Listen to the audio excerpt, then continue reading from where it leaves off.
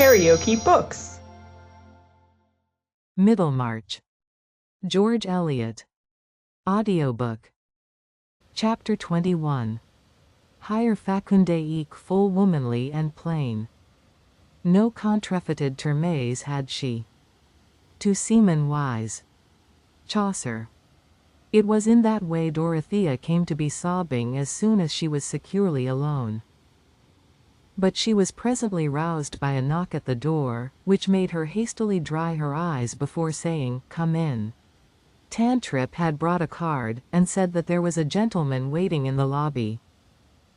The courier had told him that only Mrs. Casaubon was at home, but he said he was a relation of Mr. Casaubon's. Would she see him?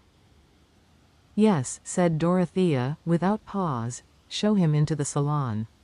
Her chief impressions about young Ladislaw were that when she had seen him at Lowick she had been made aware of Mr. Casaubon's generosity towards him, and also that she had been interested in his own hesitation about his career. She was alive to anything that gave her an opportunity for active sympathy, and at this moment it seemed as if the visit had come to shake her out of her self-absorbed discontent, to remind her of her husband's goodness, and make her feel that she had now the right to be his helpmate in all kind deeds. She waited a minute or two, but when she passed into the next room there were just signs enough that she had been crying to make her open face look more youthful and appealing than usual. She met Ladislaw with that exquisite smile of goodwill which is unmixed with vanity, and held out her hand to him. He was the elder by several years, but at that moment he looked much the younger, for his transparent complexion flushed suddenly, and he spoke with a shyness extremely unlike the ready indifference of his manner with his male companion, while Dorothea became all the calmer with a wondering desire to put him at ease. "I was not aware that you and Mr. Casaubon were in Rome, until this morning, when I saw you in the Vatican Museum," he said. "I knew you at once, but, I mean, that I concluded Mr. Casaubon's address would be found at the Poste Restante, and I was anxious to pay my respects to him and you as early as possible. Pray sit down. He is not here now, but he will be glad to hear of you, I am sure," said Dorothea, seating herself unthinkingly between the fire and the light of the tall window, and pointing to a chair opposite, with the quietude of a benignant matron. The signs of girlish sorrow in her face were only the more striking. "Mr. Casaubon is much engaged, but you will leave your address, will you not, and he will write to you." "You are very good," said Ladislaw, beginning to lose his diffidence in the interest with which he was observing the signs of weeping which had altered her face. "My address is on my card. But if you will allow me I will call again tomorrow at an hour when Mr. Casaubon is likely to be at home. He goes to read in the library of the Vatican every day, and you can hardly see him except by an appointment. Especially now. We are about to leave Rome, and he is very busy. He is usually away almost from breakfast till dinner. But I am sure he will wish you to dine with us." Will Ladislaw was struck mute for a few moments. He had never been fond of Mr. Casaubon, and if it had not been for the sense of obligation, would have laughed at him as a bat of erudition. But the idea of this dried-up pedant, this elaborator of small explanations about as important as the surplus stock of false antiquities kept in a vendor's back chamber, having first got this adorable young creature to marry him, and then passing his honeymoon away from her, groping after his mouldy futilities, was given to hyperbole. This sudden picture stirred him with a sort of comic disgust. He was divided between the impulse to laugh aloud and the equally unseasonable impulse to burst into scornful invective. For an instant he felt that the struggle was causing a queer contortion of his mobile features, but with a good effort he resolved it into nothing more offensive than a merry smile. Dorothea wondered, but the smile was irresistible, and shone back from her face too. Will Ladislaw's smile was delightful, unless you were angry with him beforehand.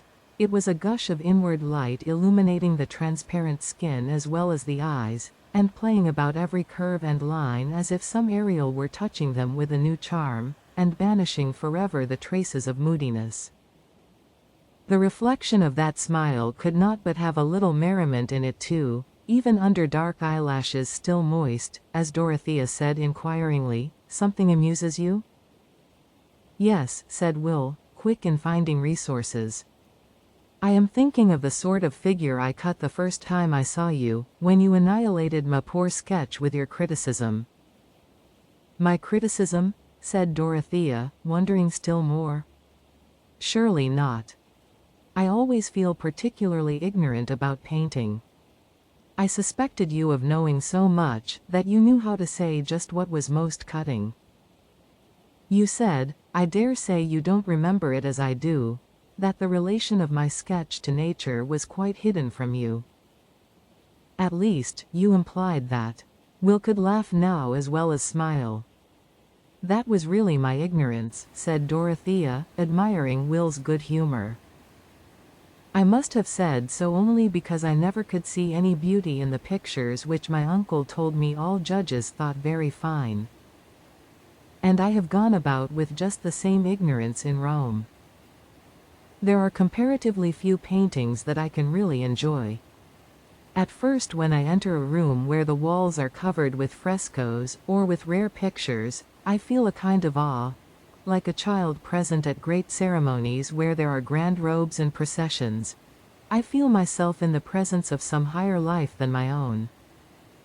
But when I begin to examine the pictures one by one, the life goes out of them, or else is something violent and strange to me. It must be my own dullness.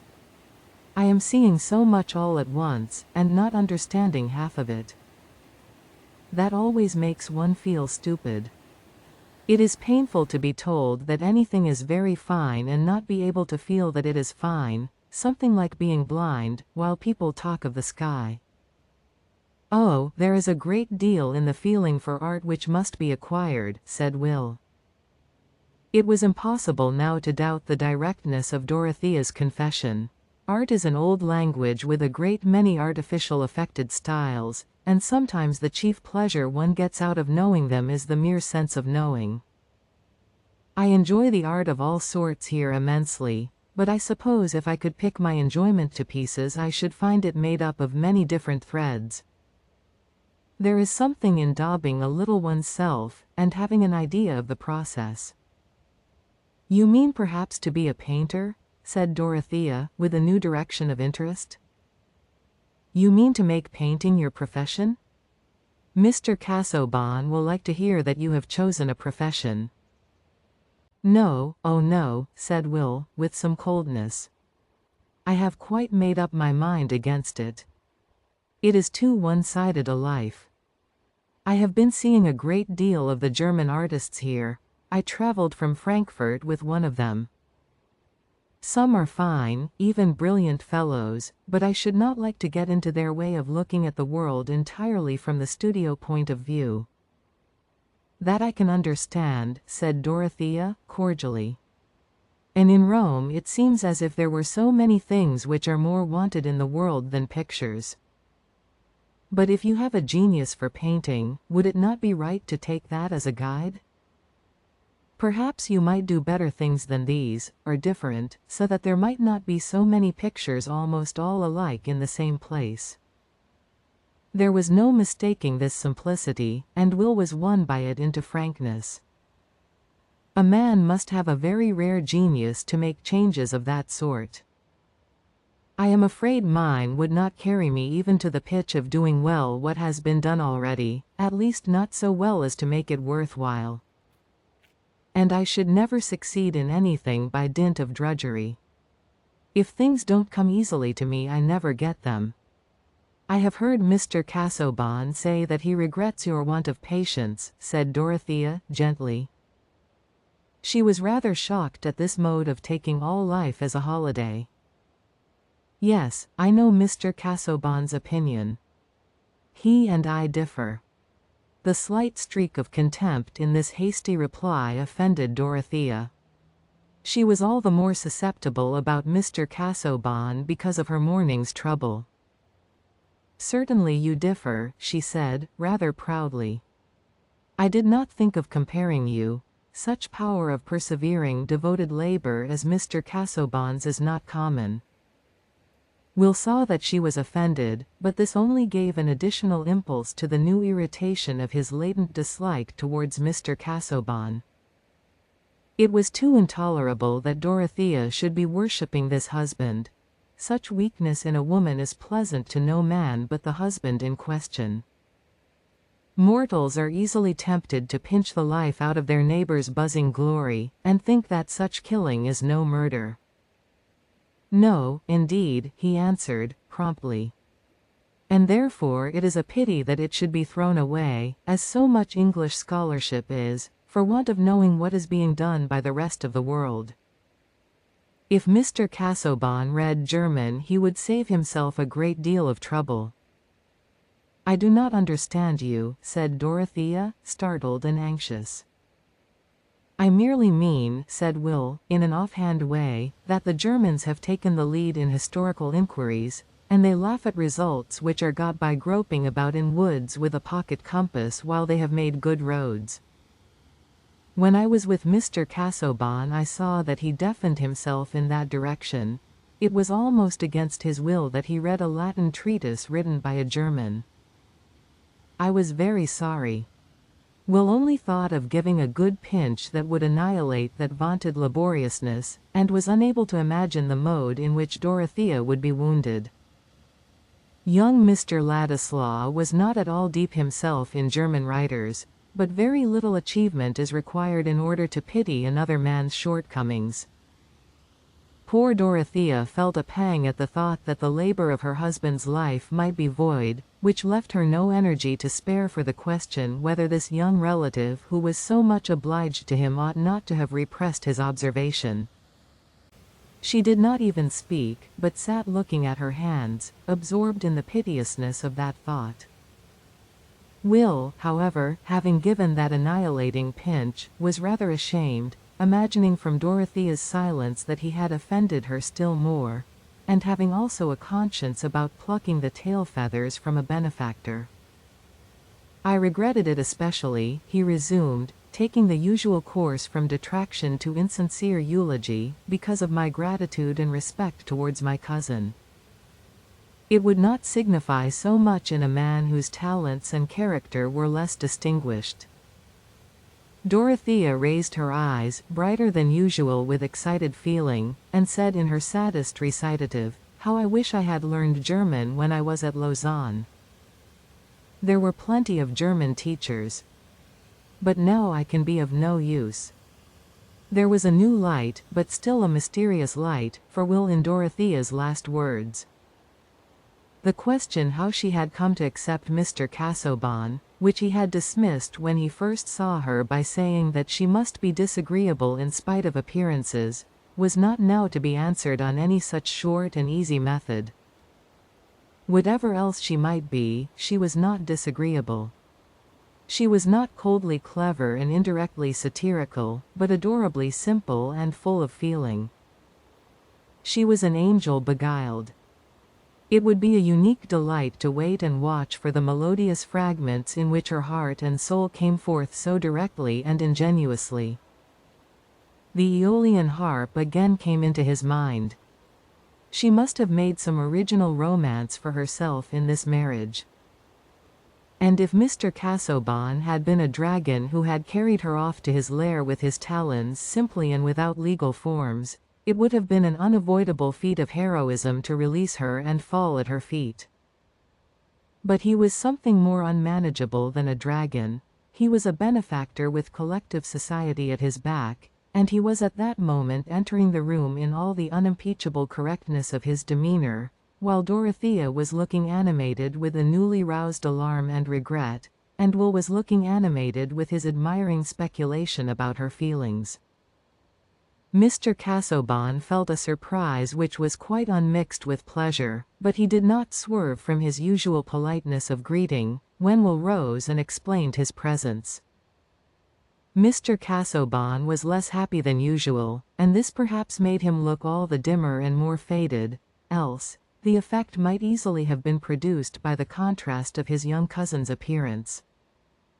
The first impression on seeing Will was one of sunny brightness, which added to the uncertainty of his changing expression.